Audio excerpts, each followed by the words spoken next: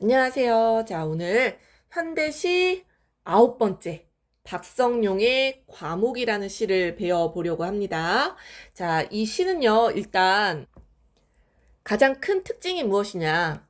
굉장히 좀 과장되고 생경한, 그러니까 생경하다라는 건 낯설다라는 거죠. 이 낯선 한자어를 굉장히 많이 사용하고 있다라는 특징이 있어요.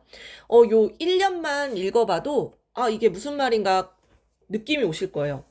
과목에 과물들이 무르익어 있는 사태처럼 나를 경악해 하는 것은 없다.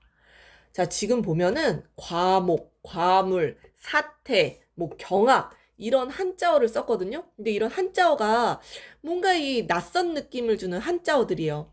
이 과목이 뭐예요? 그냥 과일나무야. 그지? 과일나무. 그리고 우리가 흔히 과일나무에 과일이 열렸다 또는 뭐 열매가 맺혔다 이렇게 이야기하지 과물이라는 표현을 잘 사용하지 않거든요. 이 과물이 과일입니다. 그리고 그 과일이 무르익어 있는 상태라고 표현하죠. 그지? 상태. 근데 뭐 사태라고 표현했다든지 나를 경악해 하는 것은 없다. 자, 지금 화자의 정서가 직접적으로 드러나는 부분이에요. 그런데 나를 경악해 하는 게 없대요. 경악이라는 거는 약간 소스라치게 깜짝 놀라는 약간 좀 부정적인 느낌을 주는 말이잖아요. 그런데 여기에서는 이 과일이 무르익어 있는 그런 모습에 대한 화자의 경이로움을 표현하는 부분이거든요. 그래서 뭔가 부정적인 느낌을 주는데 긍정적인 의미로 사용이 됐어요. 그러기 때문에 좀 생경한 한자어를 사용했다라는 특징을 우리가 찾아볼 수가 있겠습니다. 자, 이런 표현법은요. 바로 이런 시적 상황과 화자의 이런 정서적인 반응, 경이롭다. 깨달음, 이런 충격을 강조하기 위한 표현이라고 보시면 될 것 같습니다. 자, 첫 번째요. 화자, 직접 등장하죠. 화자가 표면에 제시되어 있고요. 과일나무에 과일이 무르익어 있는 그 모습을 보고 화자는 경악하고 있어요. 바로 경이로움을 느끼고 있다라는 겁니다. 경이로움. 와, 과일이 열렸구나. 와, 정말 그죠? 자, 두 번째 연으로 가보겠습니다. 자, 뿌리는 박질. 요런 것도 우리 잘 못 보던 한자어죠. 그죠? 이거는 메마른 성질이라는 의미로 만든 말이래요. 그러니까 시적 허용이 된 시어라는 거죠. 그지? 우리가 사용하지 않는 그런 한자어 조합을 통해서 새로운 말을 만들어낸 겁니다. 시인이. 자, 뿌리는 박질이에요. 그러니까 이 뭔가 척박한 환경이다라는 거죠. 거기에 붉은 황토. 얘들아, 붉은 이런 색채어 사용됐잖아요. 앞에 박질 나왔고 붉은 황토라고 했으니까 붉은 황토도 어떤 의미겠어요? 그치, 척박한. 이 생명이 자라기가 굉장히 힘든 이런 부정적인 조건을 지금 이야기하고 있는 부분입니다. 자, 박질, 붉은 황토 다 부정적인 시어예요. 자, 그래서 이런 과목이 고난과 시련 이런 부정적인 조건 또 거기에다가 비바람까지 가지들은 한낱 비바람들 속에서 뻗어 출렁거렸으나 자, 두 번째 연의 내용은 뭐예요? 이 과일이 그냥 열리는 게 아니죠. 그죠? 과목이 겪는 시련과 고난에 대해서 이야기하고 있는 부분입니다. 굉장히 부정적인 조건을 이겨내고 열매를 맺었다라는 거예요. 언제? 가을에. 자, 세 번째 연입니다.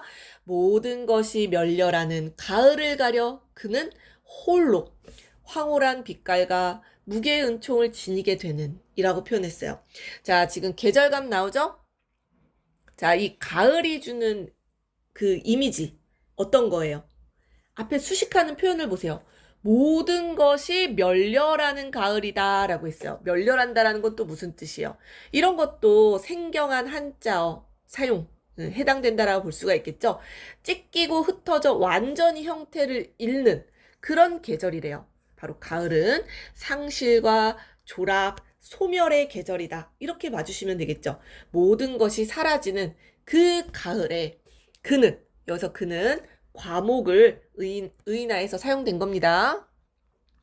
그라고, 그지? 인칭대명사를 사용했으니까 이거 의인화라고 볼 수 있어요. 그는 홀로 황홀한 빛깔과 무게의 은총을 지니게 되었다라는 겁니다. 굉장히 긍정적인 시어 나왔네요. 그죠? 황홀한 빛깔, 무게의 은총. 은총이라는 거는 약간 좀 기독교적인 그런 색채가 드러나네요. 이 시에. 하느님의 어떤 사랑과 은혜를 이야기합니다. 바로 과목의 결실인 과물을 의미하는 표현이에요. 과물을 빗댄 표현입니다. 황홀한 빛깔, 무게의 은총, 다 과물을 빗댄 표현이에요.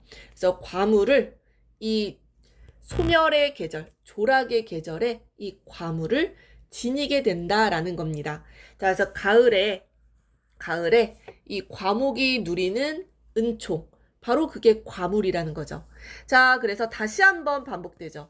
과목에 과물들이 무르익어 있는 사태처럼 나를 경악케 하는 것은 없다. 1년의 반복입니다.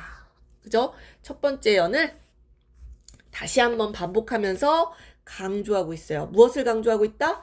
화자의 정서를 강조하고 있다. 나를 경악케 하는 것은 없다. 굉장히 경이로운 이 자연현상을 바라본 화자의 감탄이 드러나는 거예요. 자, 그래서 마지막 연을 보시면은, 이 화자가 처한 그 시적 상황을 우리가 눈여겨볼 수 있을 것 같은데요. 흔히 시를 잃고 저무는 한 해, 그 가을에도 나는, 화자 등장하죠? 이 과목의 기적 앞에 시력을 회복한다라고 표현을 했어요. 자, 마지막 연 굉장히 중요한 것 같은데요. 자, 시를 잃고 저무는 한 해 그 가을에도. 자, 이 가을에 또다시 그 이미지가 나왔죠. 조락, 상실, 소멸. 이 가을이 주는 이미지잖아요. 그지? 이 화자가 시인인가 봐. 그지? 근데 시를 잃었다라고 표현했잖아요. 바로 화자는 지금 허무주의에 빠져 있다. 이렇게 우리가 추측해 볼 수가 있겠죠. 이 시를 읽고 뭔가 이 허무감을 느끼면서 무력해져 있는 상황이에요. 그지? 부정적인 상황인데 이것을 어떻게? 과목의 모습을 보고 과목의 기적을 보고는 시력을 회복했다라는 긍정적인 어떤 변화를 주는 그런 깨달음을 얻었다라는 게 이 시의 주제입니다. 자, 과목의 기적이 뭐겠어요? 이런 척박한 환경, 그치? 박질, 붉은 황토, 비바람, 이것을 이겨내고 과물이 무르익는 것, 이것을 보고는 시력을 회복했다라는 겁니다. 시력을 회복했다라는 거는 어떤 새로운 세상에 대한 눈이 딱 떠지는 거죠. 깨달음이라는 거지, 세 글자로. 바로 자연의 섭리를 깨달으면서 바로 긍정적인 변화, 이런 허무감에서 벗어날 수 있었다라는 것을 우리가 알 수 있겠습니다. 허무와 무력감을